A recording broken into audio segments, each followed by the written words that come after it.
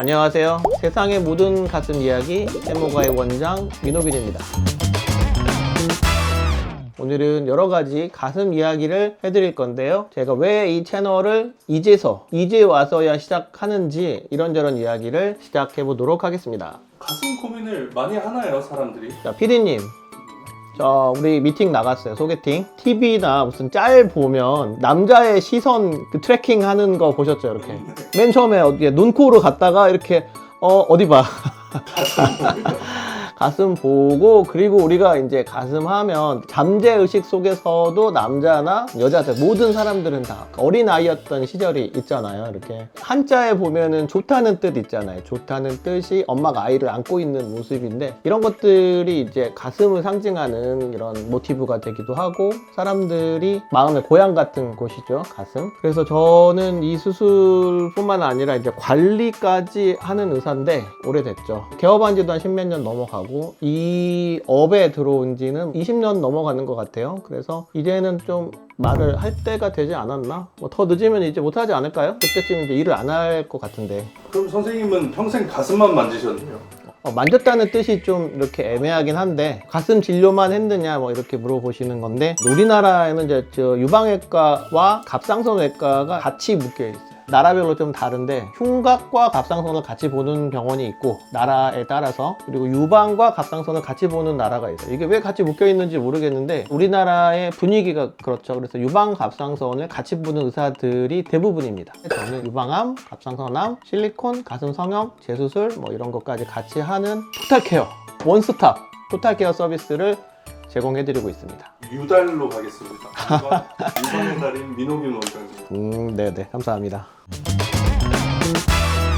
근데 왜 세상의 모든 가슴인가요? 가슴이 작아서 고민인 분들도 있고, 가슴이 커서 고민인 분들도 있고, 남자 가슴이 커서 고민인 사람들도 있어요. 그리고 여기서는 좀 선을 넘어가기 시작하겠는데, 여자분이 남자가 되고 싶어 하는 분들도 있어요. 그리고 남자가 또 여자가 되고 싶어서 수술을 하는 분도 있고, 확대, 축소, 유방암, 남성 유방, 여성 유방, 트랜스젠더, 뭐 처진 가슴, 우리가 생각하는 가슴 이야기들이 어마어마하게 많더라. 그래서 그 모든 것들을 다 이야기해드리기 위해서 이 채널을 개설했습니다.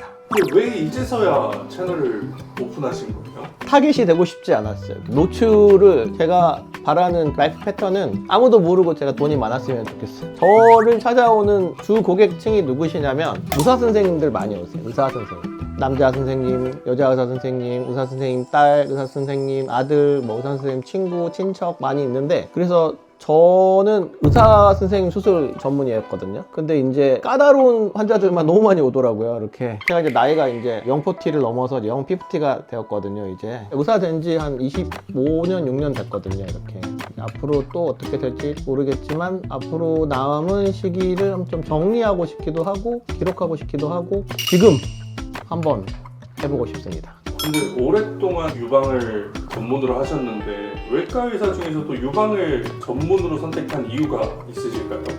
돈도 있고, 슬기로운 의사생활에 익준이 나오잖아요. 익준이 간 이식 하잖아요. 익준이가 간, 담체, 간 이식, 간절제 수술, 뭐 담낭 수술, 담관 수술, 그리고 췌장 이식 뭐 이런 거, 췌장 절제 수술. 이게 이제 외과 의사의 꽃이거든요. 간 이식 폼나잖아요. 이렇게 죽어가는 사람들 살려주고. 근데 이걸 하려면 이제 대학병원에 남아야 되거든요. 대학병원에 남아서 이걸 해야 되는데, 저는 이제 대학병원에 못 남을 수도 있고 안 남을 수도 있고, 남았으면 좋긴 하지만 또 대학병원 의사 선생님들의 애로와 고충 사항이 있어요. 그분들 정말 훌륭하고 위대하신 분들입니다. 운과 조건이 맞아야 되는 것 같아요. 운과 조건이 맞아야 되는데, 저는 이렇게 이제 개업을 해야겠다는 생각을 예전부터 했었고, 혼자서 수술할 수 있는 분야를 선택을 해야 되는 거죠. 유방암도 진료를 잘 하지만 유방 성형을 하고 싶었거든요. 그래서 요즘 저는 혼자서 수술 다 합니다. 성형까지도. 마취과 선생님이 안 계셔도 혼자 할 수 있고, 마취과 선생님이 계셔도 할 수 있고, 혼자서 처음부터 끝까지 할 수 있는 그런 시스템을 만들어야지만 요즘 같은 병원 시스템에서 살아남을 수가 있어요. 이런 시스템을 만들고 싶었던 거죠. 그래서 유방을 전공하고 성형, 유방암, 뭐 이런 검진에서 성형까지, 유방암 수술까지 이렇게 다 할 수 있는 병원을 하고 있습니다. 진료 좀 몇 년 동안 보신 거죠, 진료는? 개업한 지 이제 13년 돼가는 거예요. 제가 처음 강남에 들어온 거는 16년 돼가요. 16년. 싸이가 강남 스타일을 발표했을 때 제가 그 앞에 있었어요. 강남역 사거리에서 게릴라 콘서트 같은 걸 했었거든요. 진짜 강남역 사거리에서. 그때 제가 강남에서 한참 유방성형 하고 있었거든요. 그 병원 바로 건너편 그 사거리에서 싸이가 강남 스타일을 부를 때 갑자기 도로가 마비가 되더라고요. 그 옆에 이제 집에 못 가고 있을 때 생각이 나는데, 그때부터 시작해서 지금까지 가슴 성형한 지는 한 15년, 16년 되어 가는 것 같아요. 싸이도 살이 많이 쪘는데 네. 여유증이 있지 않을까요? 네, 노코멘트 하겠습니다. 이거 아주 심각한 문제일 수 있기 때문에 인터넷이나 이런 걸로 유명인의 사생활과 원격 진료를 철저히 안 하고 있습니다. 철저히 절대 하시면 안 돼요. 이거 본인이 원해서 저희에게 상담을 하시면 제가 상담해 드릴 수 있지만 얼평, 몸평, 품평 이거 하시면 안 돼요. 큰일 납니다. 이런 거 하시면 안 되고, 싸이씨 좋아합니다. 온라인에 정보 찾아보니까 엄청 많이 있는데 네. 그걸 다 믿으면 안 되나요? 자, 그런 게 이제 데드 인터넷 티오리라는 거예요. 데드 인터넷 티오리. 온라인에 어떤 정보가 올라가면 정리하는 사람은 딱 정해져 있어요. 한 명이 정리를 하거든요. 맨 첫 번째 한 명이 정리를 하는데 누가 그걸 베껴요. 이렇게 베끼고, 베낀 거를 또 베끼고, 베낀 거를 또 베끼고, 또 베낀 걸 또 베낀다는 거죠. 그래서 잘못된 정보를 계속 반복하는 거예요. 계속. 그러니까 우리 환자분들도 그렇고 소비자도 그렇고 병원이나 물건을 찾는 패턴이 있어요. 나 이거 오늘 가방 하나 사고 싶다. 무슨 전자제품, 카메라 이런 걸 사고 싶다. 그러면 그 모델 이름 치죠. 이렇게. 그 다음에 리뷰를 찾아봐요. 리뷰 찾아보고 리뷰가 이렇게 쌓이면 3번 이상 쌓이면 그 리뷰를 믿게 돼 있어요. 그러면서 최저가를 찾죠. 하나는 예를 들어 20만 원, 하나는 18만 원, 하나는 17만 5천 원 이렇게 되어 있으면 누구나 17만 5천 원짜리를 사게 돼 있거든요. 하지만 알고 보면 다 같은 사람이 운영하는 사이트예요. 20만 원을 그냥 미끼로 걸어 놓은 거예요. 20만 원보다 18만 원이 싼데 할인 행사에서 17만 5천 원이네 하면은 누구나 그 17만 5천 원짜리를 사게 되어 있는 거죠. 이런 식의 마케팅 덫이 있어요. 이게 마케팅 툴이고 이게 기본적인 마케팅 방식이에요. 그런데 이런 정보들을 계속 환자들은 제한된 정보를 접할 수밖에 없고, 가슴 성형할 때 이제 저희 환자분들 예를 들어 가시면 제일 싼 거 찾으시잖아요. 싼 거. 싼 데는 다 이유가 있어요. 왜 그러냐면은 그 의사도 처음인 거예요. 내 돈 내고 그 의사한테 경험을 쌓아주러 가는 경우가 엄청나게 많습니다. 싼 물건에는 다 이유가 있기 때문에 너무 저렴한 거 찾으시면은 안 됩니다. 남들한테, 경험해 보신 분들한테 물어보시고 전문가와 상담하시고 결정하시길 바랍니다. 싼데 좋은 게 있겠어요? 근데 그러면은 환자들이 왔을 때 가장 많이 하는 질문 아니면 오해 이런 게 있을까요? 저한테 오시는 분들은 옛날에는 이제 1차 성형, 처음 확대 성형을 많이 했었는데 요즘은 재수술, 보형물 파열돼가지고 교체, 피막 제거 이런 재수술들을 많이 하는데, 그때 오시는 분들이 공통적으로 하시는 분들이 있어요. 처음에 상담할 때 상담 실장님이, 의사 선생님이 이게 절대 안 터진다 그랬다고. 왜 터졌냐고. 보형물 안 터진다고. 강 누구 씨가 쥐어짜도 안 터지고 트럭이 지나가도 안 터진다고 했었는데 왜 터졌냐고 지금 황당해 하시는 분들이 있는데, 터져요. 터집니다. 터질 정도로 부드럽게 만들어야 감촉이 좋아져요. 그리고 터져야 부드러운 말랑말랑한 감촉을 유지할 수가 있는 거예요. 안 터지면 돌덩어리를 넣으면 절대 안 터지겠죠. 두 번째로는 이제 그 가슴이 커진 남자들 있거든요. 선생님 저 살쪄서 터졌어요. 살쪄서 커진 것 같아요. 그러니까 살만 빼면 없어지지 않나요? 안 없어져요. 남자들이 가슴이 커질 때 그냥 살쪄가지고 배 나오는 거하고 가슴이 커지는 거는 전혀 달라요. 전혀. 배에는 지방만 있지만 가슴에는 젖꼭지, 유두를 중심으로 섬유질이 증식하는 유선 증식이 일어나기 때문에 여자 가슴하고 남자 가슴이 똑같아지는 거예요. 세 번째 수술 같은 경우는 꼭 이제 전신 마취를 해야지만 수술을 할 수 있느냐, 전신 마취가 더 안전하지 않아요? 이렇게 물어보는 경우가 있는데, 이거는 마취의 방법과는 좀 다른 것 같아요. 마취과 선생님도 어쩔 수 없는 마취 사고가 있어요. 우리가 많이 사용하는 마취 약제 중에서 악성 고열증을 일으키는 부작용들이 있거든요. 이렇게 되면은 선생님의 잘못이 아니에요. 이 약물 때문에 일어나는 악성 고열이 일어나게 되면은 정말 고가의 약을 몇 주씩 써야지만 좋아지는 증상들이 있습니다. 이건 약부작용이 있는데, 전신 마취가 꼭 안전한 것도 아니고 수면 마취가 꼭 위험한 것도 아니에요. 마취는 환자의 체질, 의사의 경험 이런 것들이 잘 맞물려야지만 안전한 마취를 할 수 있기 때문에 꼭 어떤 마취가 무조건 안전하다 이런 편견을 가지시면 안 되고, 충분한 안전장치와 수술 경험, 마취 경험이 있는 병원을 선택하시는 것이 가장 안전한 수술과 마취를 할 수 있는 방법이 되겠습니다. 자, 이런 이야기들 말고도 여러분들이 다른 채널에서 들을 수 없는 이야기들, 대학병원 이야기, 성형외과 이야기, 유방외과 이야기, 트랜스젠더, 연예인, 걸그룹, 그리고 옛날 연예인, 요즘 연예인, 여러 가지 성형의 패턴, 성형의 역사 이런 것까지 전부 다 다른 곳에서 들으실 수 없는 내용들을 하나씩 저희가 풀어드릴 테니까 구독, 이제 시작이니까 꼭 누르셔야 돼요. 그래야 저 채널수 올라갑니다. 안녕하세요. 세상의 모든 가슴 이야기를 해드리는 소승천재 세무가슴입니다. 선생님 탈모 있으세요? 탈모 있죠. 저도 탈모. 네. 탈모약 드시나요? 탈모에 한 대 많이 먹었었죠. 힘들 때. 탈모 있을 때 맨 먼저 뭐가 일어나는지 아세요? 맨 먼저 일어나는 일들이 머리가 올라간다고 생각하는데 벗겨지는 게 아니고 머리가 가늘어져요. 가늘어진 다음에 그 다음에 빠져요. 말라 죽는 거예요. 몸에 있는 남성 호르몬들이 모낭을 자극하는 거예요. 영양분을 뺏고. 그러니까 탈모약이 여러 가지 성분이 있는데 남성 호르몬이 모낭에 있는 모근 여기를 여기 공격을 하는 거야. 말라 죽게 만드는 거야. 그러니까 결혼하셨죠, 우리 디디님.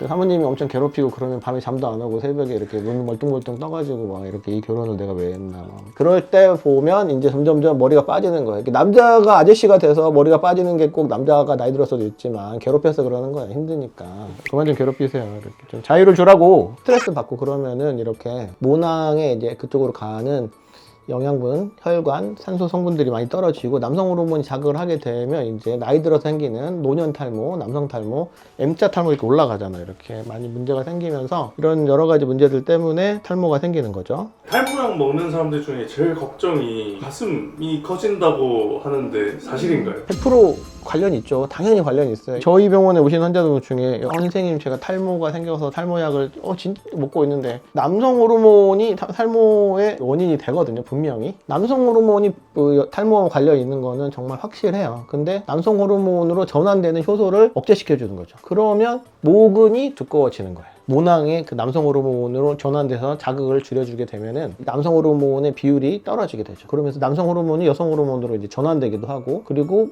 체지방에서 여성 호르몬 수치를 늘려주기도 하고. 그러니까 이제 탈모약 먹고 모근이 두꺼워지면 이제 남성 호르몬 수치가 떨어지는 반면에 여성 호르몬 수치가 올라가는 거죠. 그래서 여유증이 생기게 됩니다. 가슴을 자극하는 거죠. 가슴을 자극하면서 남자의 가슴에 이제 불을 지르는 거죠. 이렇게 비료를 주면서 이제 잘 자라라 유선아 이렇게 하면서 유선이 자라나고, 그런 분들이 대부분 또 살찐 경우가 많아요. 비만, 체지방. 비만이라는 게 이제 그 체지방이잖아요. 뱃살, 내장 덩어리, 이런 내장에 있는 이제 지방들이 이제 호르몬으로 전환되는 거죠. 호르몬의 소스가 지방이에요. 지방들이 이제 전환되기 때문에 배 나오고, 탈모가 치료되면 좋은데 탈모가 치료가 안 되면 배 나오고, 탈모의 여유증, 복부 지방, 탈모약, 여유증 세 가지 다 제가 해결해 드릴 테니까 저한테 오시면 제가 해결해 드리겠습니다. 선생님은 탈모와 여유증 둘 중 하나를 선택한다면 뭐가 더 최악인가요? 여유증이 더 최악이죠. 탈모는 다 밀어버리면 되잖아요. 두상만 이쁘면. 또 우리 멋있는 형들 많은데 머리 다 밀고 나서. 근데 여유증 있다고 생각해 보세요. 여유증 있으면 옷도 못 입어요. 제 환자 중에 여유증이 엄청나게 많은데, 여유증 있는 환자들한테 혹시 여름에 상의 탈의하고 찍은 사진 있으세요? 한 명도 없어요. 상의 탈의하고 찍은 사진이 한 장도 없어요.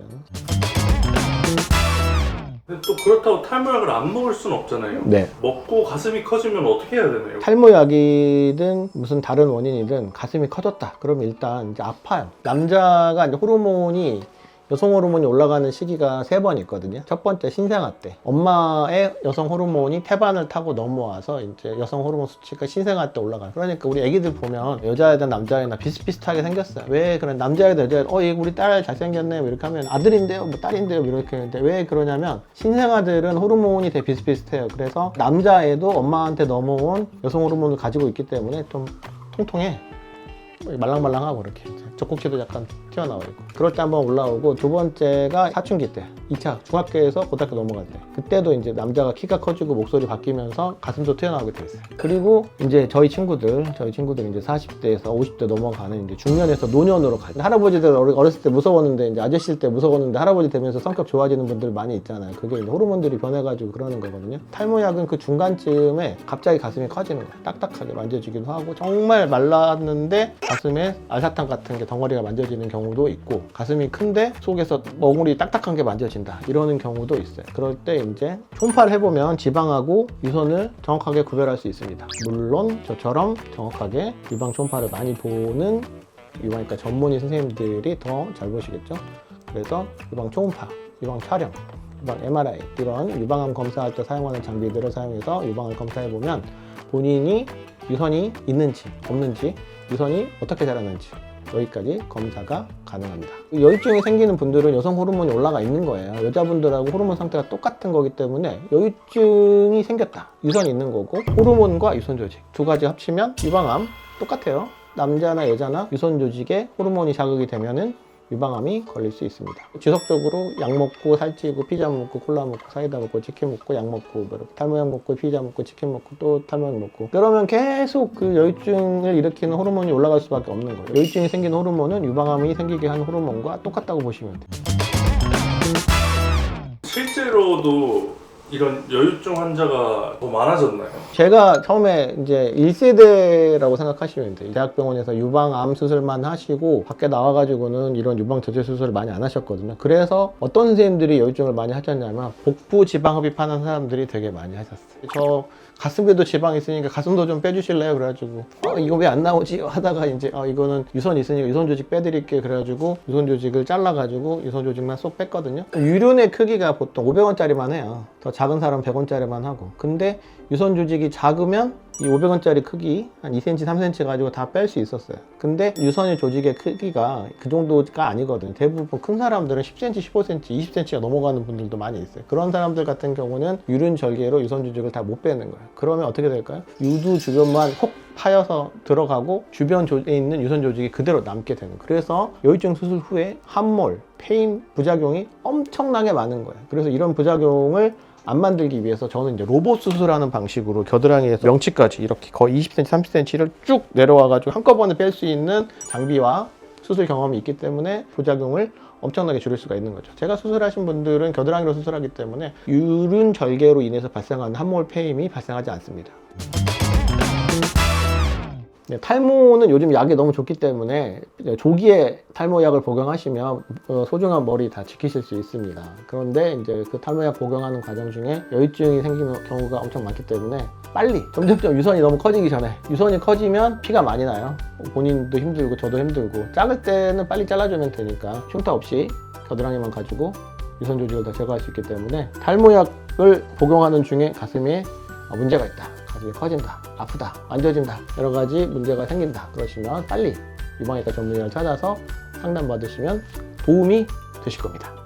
그 앞에 터미네이터는 뭐예요? 오늘은 터미네이터 아시나요? 터미네이터에 대해서 한번 알아볼 텐데, 터미네이터 하면 떠오르는 사람? 아놀드죠, 아놀드. 우리 아놀드 형. 한국에도 아놀드를 좋아하는 분들 많이 계시죠. 제가 헬스 하시는 분들 잘 알죠. K 터미네이터. 제 환자분들 중에 그 국가대표 바디빌더 선수들, 그리고 강남역 바운더리에 계시는 우리 헬스 트레이너 분들 사이에서 유명합니다. 그분들이 저희 병원의 주 고객이세요. 생각보다 많은 분들이 여러 가지 문제를 가지고 계시고, 그런 문제를 해결하기 위해서 저희 병원에 오셔서 도움을 받고 계십니다.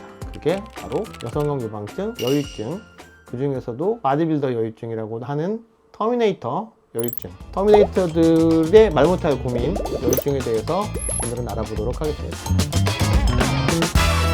여유증이 살찐 거랑은 다른 건가요, 선생님? 살은 근육 아니면 지방이에요. 그러니까 살이 빠졌다라고 하는 거는 에너지를 소비하면은 근육이나 지방 두 가지 모두 에너지원으로 사용이 될 수가 있어요. 그런데 여유증은 에너지가 아니에요.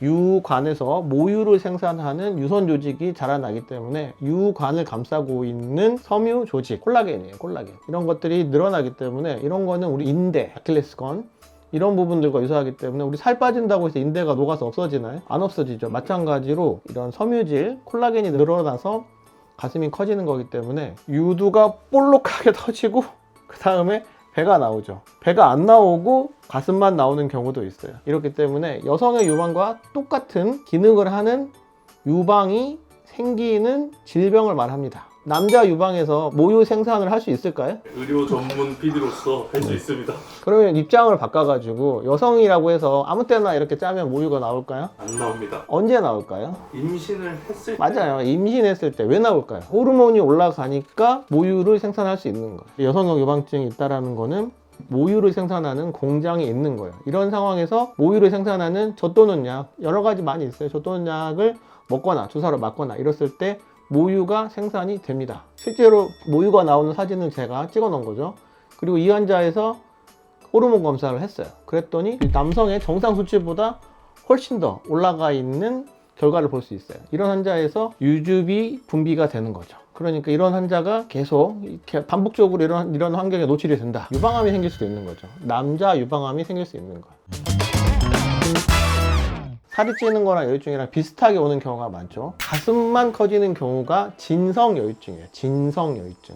살만 찌는 경우 이렇게 지방만 찌는 경우를 가성 여유증이라고 하는 거예요. 핵심은 유두, 젖꼭지를 중심으로 얼마만큼 돌출이 됐는가를 확인해 보는 거예요. 이거는 겉으로 봐서는 알 수가 없어요. 유방 촬영을 했을 때 가장 정확하게 알 수 있습니다. 가성 여유증은 까맣게 돌출이 돼서 유선이 안 보이게 되고, 진성 여유증, 진짜로 유선이 돌출되어 있는 경우는 유두 주변으로 여성처럼 하얗게 덩어리가 분명하게 보이게 됩니다. 이런 두 가지를 감별하기 위해서는 유방 초음파도 좋긴 한데, 유방 초음파는 조금 전문성이 필요하고 경험이 많은 선생님이 보셔야 되고, 한눈에 봐도 확실하게 알 수 있는 거는 유방 촬영이에요. 유방 촬영을 해보면 진성, 가성, 혼합형 이 세 가지를 전부 다 구별할 수 있게 됩니다. 그럼 여유증이 왜 생기는 건가요? 근데 여유증은 여자분들이 가슴이 커지는 원인하고 똑같아요. 2차 성징이 일어났을 때 폭발적으로 남자도 여자도 호르몬 분비가 일어나게 되잖아요. 아프리카 사막에 있다고 쳤을 때 거기 비가 내린다고 생각을 해볼게요. 비가 내리면 뭐가 자랄까요? 풀이 자라죠. 풀만 자라나요?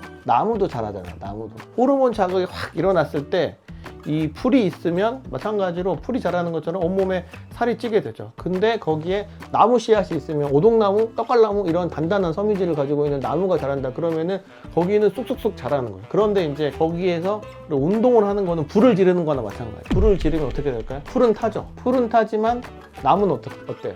나무는 뭐 웬만해서 이렇게 타지 않잖아요.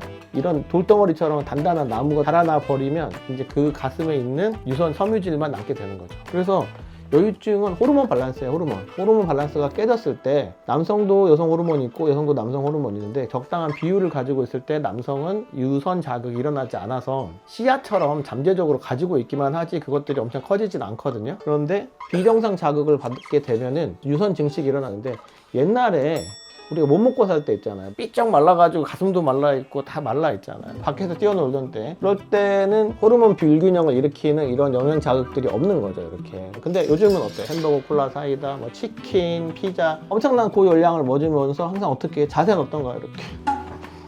이렇게 해가지고 우리 목 이렇게 먹으면서 이렇게 고열량, 고칼로리, 운동량은 부족하고 체지방 늘어나고 뱃살 늘어나고 인슐린 분비가 늘어나면서 이 지방으로 분해가 많이 돼요. 체지방이 늘어나면 체지방에서 여성 호르몬으로 아로마타제라고 하는 전환 효소가 분비가 되면서 여성 호르몬 수치를 올리게 되는 거죠. 그러니까 고열량, 고칼로리, 과체중 이런 상태에서 살이 찌기도 하는데, 살만 찌는 게 아니라 호르몬, 여성 호르몬 분비까지 동시에 늘리는 거죠. 그러니까 이 우리 몸에 기름 탱크를 짊어지고 사는데 거기다 불을 지르는 거죠. 우리 몸에서 이제 호르몬들이 이제 파티가 일어나는 거죠.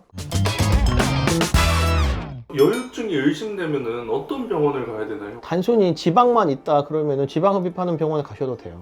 옛날에 그렇게 많이 했었어요. 그러면 좀 작아지죠. 근데 우리가 원하는 그 완벽한 매끈한 가슴 라인을 만들려면 결국 유선 조직을 제거를 해야 돼요. 유선 조직 제거하는 수술이 뭘까요? 유방암 수술이에요.